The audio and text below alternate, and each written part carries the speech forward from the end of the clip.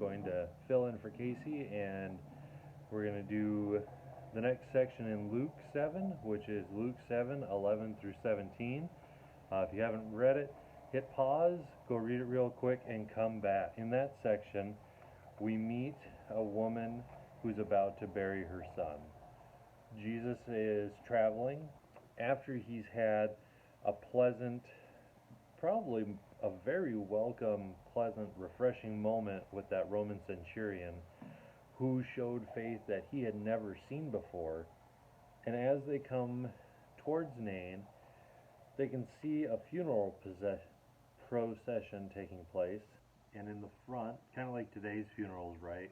The casket's in a vehicle in the front, followed by the family, followed by everybody else from the community who's celebrating that life. Now, unlike the story of the Roman centurion, no one is coming from that funeral to get Jesus to ask for healing for themselves or others.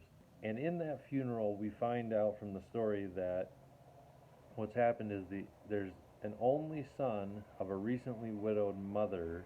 The son is being buried. Her son meant everything to her. I think for those of us who have children, our children mean a whole lot, and to lose one is devastating. Back in those days, though, it could be even more devastating because those children were the source for things for their parents.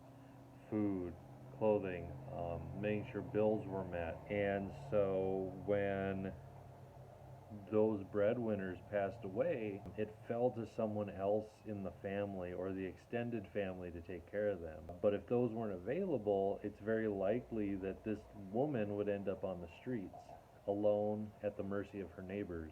Jesus gets the group to stop. The funeral is stopped, the procession to the graveyard is stopped, no doubt with the greatest compassion, love, and mercy that we could ever think of. He just looks at her and says, "Don't cry." Now, when I hear something like that and I think about the funerals I've been at, in the moment, those words may or may not be helpful. But the ones that are helpful are the ones who are real loving and caring, and they kind of give you a hug as you do it. But with that, he turns his full attention. "Mom, don't cry. Don't cry, Mom." And he turns to the son who's laying dead. And as he looks at the son, just a few words.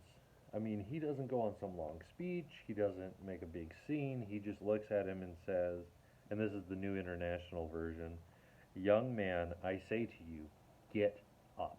It just says he sits up and he starts talking again. I'm going to guess when he sits up and starts talking, he's probably picking up the conversation he'd had when he died. Maybe he woke up saying praises and thanksgivings because Jesus had brought him back for a second chance at life. Now, if you're not only really up close, like Mom is watching her son come back to life, but if you're thinking like you're standing back in the crowd, I mean, a miracle of miracles has happened. We haven't heard stuff like this since Elijah, Elisha. These things just don't happen anymore. I mean, God's far away from us. He's in the temple. He doesn't leave the temple. We haven't made the offerings we need to make. And they start to exclaim, "What a prophet. Oh my, wow, did you see that?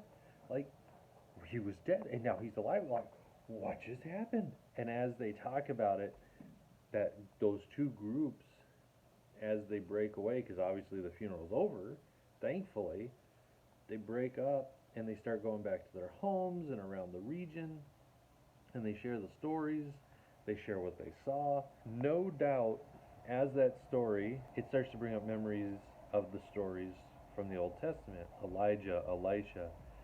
Anytime someone's brought back from the dead, prophecies from Isaiah are starting to ring in their ears probably of the Messiah. Something beyond that, though, that stands out to me is that this is a moment, in seeing Jesus, we see the Father.